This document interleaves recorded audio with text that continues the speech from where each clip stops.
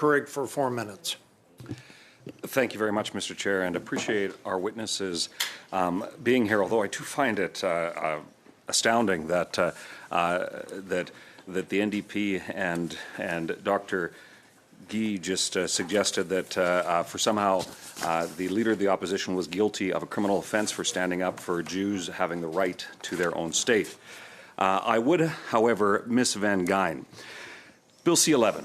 Point of order. Point of order. Ms. Ashton?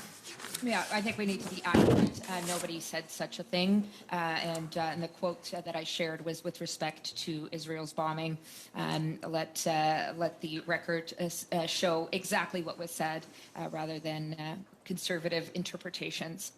Okay, move on. Mr. Courig, please. Canadians can judge for themselves. Ms. Van Geyn, when it comes to Bill C-11, do you see it in conflict with the basic freedoms that Canadians are guaranteed in the Charter of Rights and Freedoms? I do. I do have issues with C-11. In particular, the ability of the CRTC to regulate user-generated content. That, I think, is the biggest concern.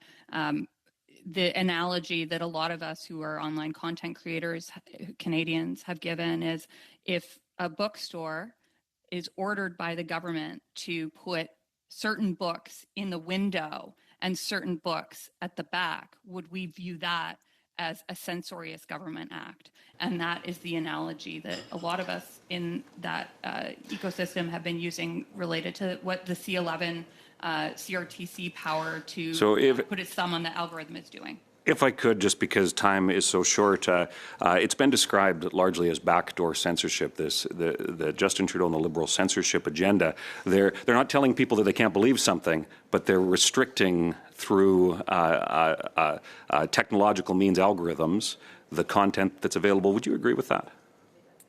Yeah, I think that you could describe it as backdoor censorship. It's not censorship in the classic form, but it's a big problem. Yeah. Thank you for that. And now I'm curious about C-18. Again, do you see C-18 as being in conflict with the Charter of Rights and Freedoms and the freedoms guaranteed for Canadians in it? So it kind of depends on how the regulations are going to be interpreted with respect to the Online News Act. I think that it's not censorship in the classic form that we think of, but depending on how it's operationalized, there could be a charter case to be made against that particular piece of legislation.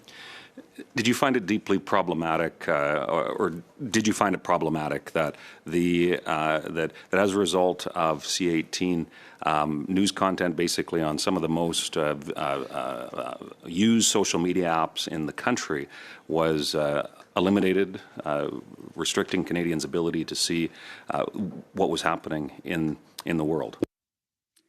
Yes. I mean, this was in direct response to government action. Meta took the action of blocking news on Canadian versions of their platforms, including Facebook and Instagram, and millions of Canadians were accessing news that way. It actually undermines the ability of the free press to function because of the loss of clicks, which is how some of their revenue was being generated.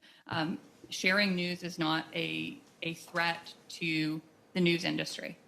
So we have Bill C-11, Bill C-18. I know you mentioned as well Bill C-63. Direct threats to Canadians and the freedoms that Canadians are guaranteed through the Charter of Rights and Freedoms. That certainly seems like a censorship agenda to me that needs to be fought against. Thank you very much to the witnesses for coming today. Thank you, Mr. Courig.